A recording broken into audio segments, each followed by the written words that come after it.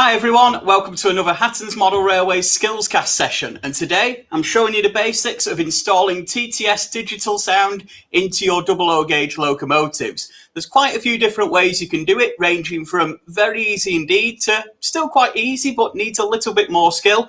So I'll be covering some of the basics today, and of course showing you the components that you get in the packs too, and a range of the different decoders that we have available right now. So if you've got any questions at all, please do ask them in the chat and I'll answer as many as I can throughout the stream. Otherwise, we'll get started and I'll show you some of the items that we can do right here, right now. So for those of you not familiar with TTS sound, it is a budget sound range that's been on the market now for about 5 or so years, with a steadily increasing range of decoders coming through to the market. It was a small range to begin with, but more and more distinct sounds for different locomotives are coming through in the range every year. So always check our listings and the link in the description for the current items that we have available. They work in the exact same way as a normal DCC sound locomotive, work in a similar way to a normal DCC decoder, but you do have the full functionality, as you can see here, with quite literally all the bells and whistles for a great budget price. A lot of locomotives are coming through pre-sound fitted now, and such as the Lord Nelson that we have here.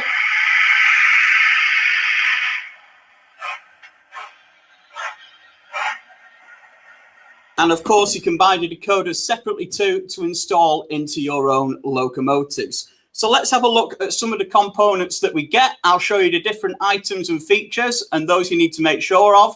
And we'll do an installation here live on the stream too. So I'll just pass you over to the smaller camera. We'll get a bit of a close-up at what we have. So we have, from left to right, we've got our digital sound speaker. This is a 28mm round speaker that you can see here. And this is what comes with most of the steam locomotive projects. Some of the diesels do come with a 20 by 40mm rectangular speaker. You've also got an optional plastic enclosure there, which helps the sound quality with the sound battling against the enclosure that we have here. We have the actual sound decoder itself. So this is similar to a standard digital decoder, but also has the extra capacity to make the sound. And then we have the speaker wires coming out of that there. And we have our familiar 8-pin decoder socket. Those of you who've watched our DCC fitting video will be very familiar with how that looks. And it is exactly the same way in how that joins in to your locomotives. So that's all the components you need. You don't need to solder any of the items. You don't need to do any screwing or unscrewing to put the decoder together. That is exactly how it comes out of the packet. So installing them in different locomotives can vary.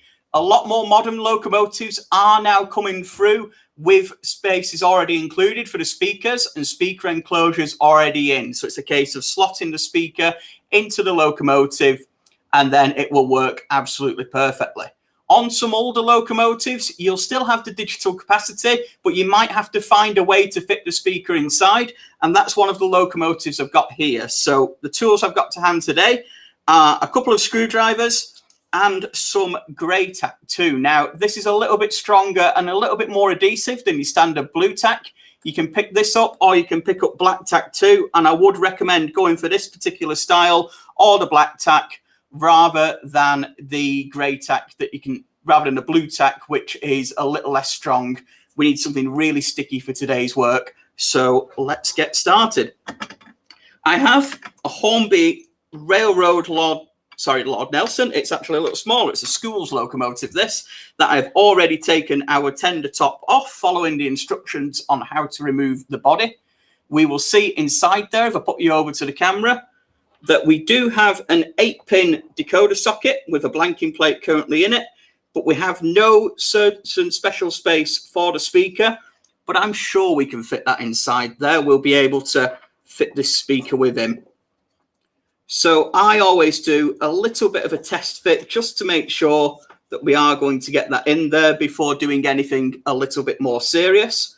And as you can see, the tender is wide enough to accommodate the 28mm speaker, so we should fit that in there without any issues.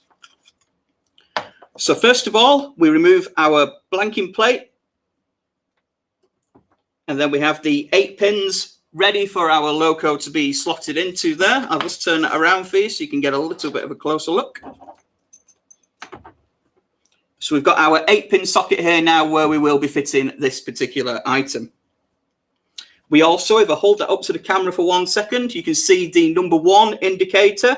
If you've watched our DCC fitting video, you'll know that that is where the orange wire on the decoder goes to make sure the decoder is installed correctly and to make sure the loco goes forwards when we want it to go forwards.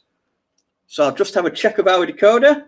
We've got the orange wire going up the top into that corner there, and you can just about see a tiny little number 1 on that decoder there too. And I'll just slot that in.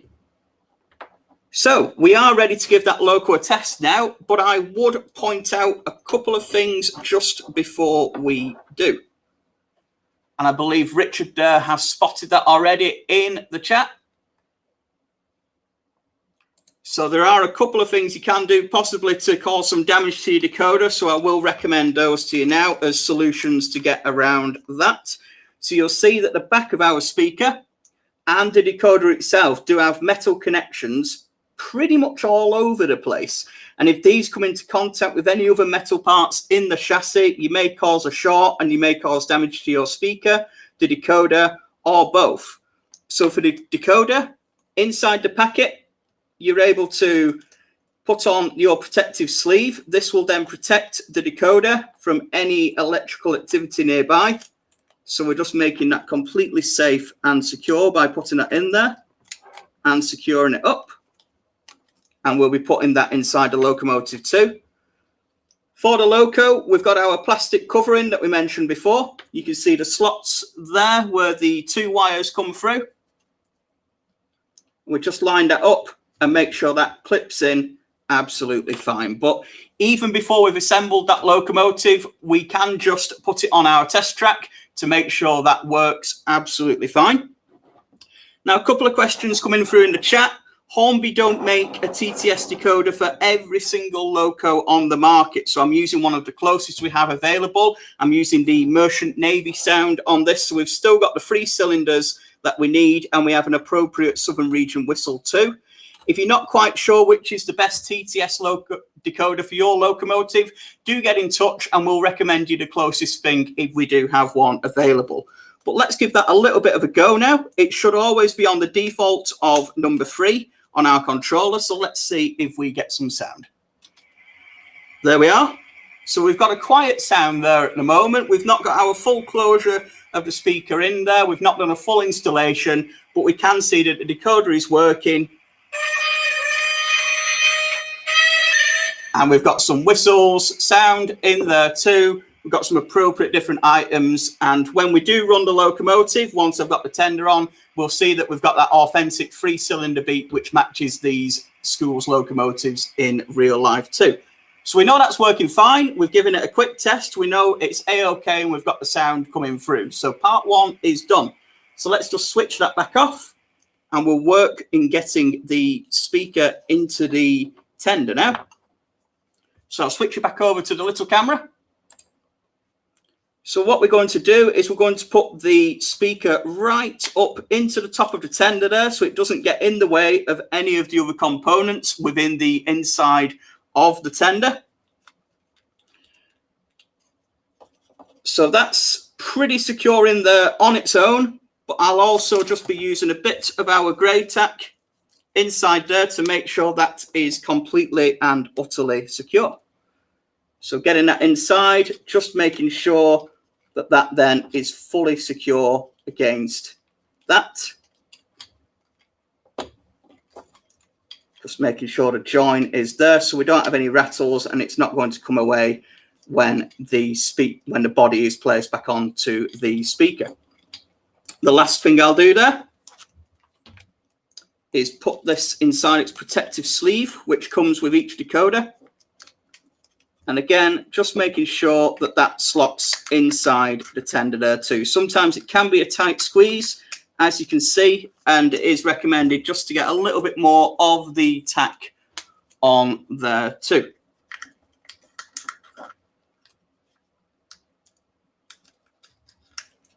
So just pressing that down, making sure it's secure, and then we will go for a trial fit, just making sure we've not got any of the wires in the place there. That seems to have gone on okay. So we'll get that back on our track and give it a go. So we'll notice that the sound quality will have slightly improved because it's using the tender body itself as a chamber for the sound. So if we give that a go, and we've got that there now with the sound, with the slightly better quality on there too. So we'll make sure we're going forwards and backwards too, and make sure we get that authentic 3-cylinder sound that we just mentioned. That's looking good to me for an initial install. Just get it going backwards. Of course, you can get this on a rolling road too, or if you've got a large layout, you really can give it a further run through to check its paces and make sure it's performing exactly as you like. But it is going forwards when we want it to go forwards and backwards when we want it to go backwards there too. So that is one of the easier installations that we can do. Although we haven't got a specific place for the speaker to sit, we do have ability to put the speaker inside the tender, secure it in there with the decoder, and our locomotive is ready to go, as we can see. There's a couple of other installs you can do, which do turn a little bit more tricky, but there are some great options out there also. You may have noticed the locomotive I've done here today has an 8-pin decoder socket, and all of the TTS decoders are 8-pin. So you can put them straight into an 8-pin locomotive, plug and play. But if you've got a 21-pin locomotive, you can buy a 21 to 8-pin adapter plate, as you can see here on the screen now. These are available from us. You can either buy them in packs of 1 or 3 if you're fitting up a couple of different locomotives. This will sit in very similar to a 21-pin decoder in your 21-pin locomotive, but then it will give it an 8-pin socket. The only thing to bear in mind is you do need to have a look in there and make sure you've got room for the 21-pin socket as well as the 8-pin socket too. And of course the decoder. Some locos, especially the smaller locos, are a little bit tight to fit sound into. Again, if you're not 100% sure which type you want to fit those in, get in touch with us first and we're more than happy to recommend whether you can fit a decoder in there. But bear in mind, some of the older, smaller locomotives, especially with the decoder socket in the front half of the locomotive, might need a little bit more work with some of the chassis taken away to fit the decoder inside them. But we can, as ever, give you some recommendations and the instructions that are available to in there. The other thing we can recommend for you is a suitable TTS decoder. As we've mentioned previously, we've not got every version of locomotive covered by the TTS range, although there are some suitable items out there and some which are close but maybe no cigar. An example here being the schools locomotive. Now, the whistle isn't quite authentic, being a bullied whistle rather than the mournful shrill whistle, but I've chosen to put this decoder in here because of the 3-cylinder beat of the schools locomotives. There are other decoders out there with different cylinders and different whistles, but I thought this was the most authentic for our locos here. And of course, we can recommend any decoder for you, whether it's close, whether it might be a little bit away, but if you're happy, we can certainly recommend a decoder for you there too.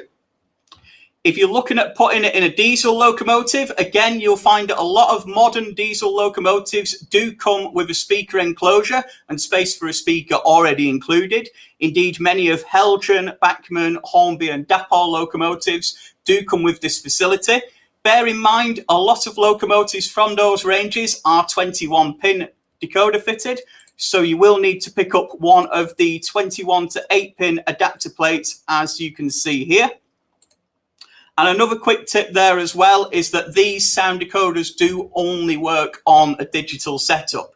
You can operate the loco on a standard analog layout, but you will find that none of the sound functions work. So if you want the sound functions to work, you will need a digital controller and a digital layout to get those working on your system. But that said, it's still a fantastic system that's come through. The authentic sounds that are available for under £40 for a wide variety of different locomotives. And as we've done here today with the schools, you can spread them into similar locomotives to maybe not quite have the 100% authentic sound, but certainly for the price, you're still getting 99% authenticity in your locomotive and really adding that extra dimension to your layout, as we can see here below me here. I'm certainly a big fan of digital sound and certainly a big fan of the TTS decoder range too. It's really opened it up to a lot of people to be able to have sound on their layout, even if you are a modeler on a budget. And we can see some of the different sounds that we have available here today, just to help that along a bit. We've got various different diesels from the classic Class 31s and Class 40s up to the Class 66s. And then a variety of steam locomotives from the LNER P2s, A1s, and the Merchant Navy decoder, which I have put in our schools here today. If you'd like a look at the full range of TTS decoders we have available right now, do click that link in the description where we've always got our latest stock information available for you. Again, if you're not sure which is the perfect one for you to run on your DCC layout or to fit in your DCC ready locomotive, do get in touch with our team, who would be more than happy to advise you whether it is either a perfect sound decoder for the locomotive or what our recommended closest match from the TTS range would be. Otherwise, I hope you've enjoyed today's SkillsCast video. I hope you've learned a little bit more about just how easy it is to get sound into your locomotives for such a great price too. If you'd like to know more, again, do click that link in the description. Otherwise, don't forget to subscribe to our YouTube channel and like our Facebook page for more SkillsCast videos such as this, more real railway profiles, and of course, all the latest model railway news too. Otherwise, thanks again for watching, and I'll see you next time. Goodbye.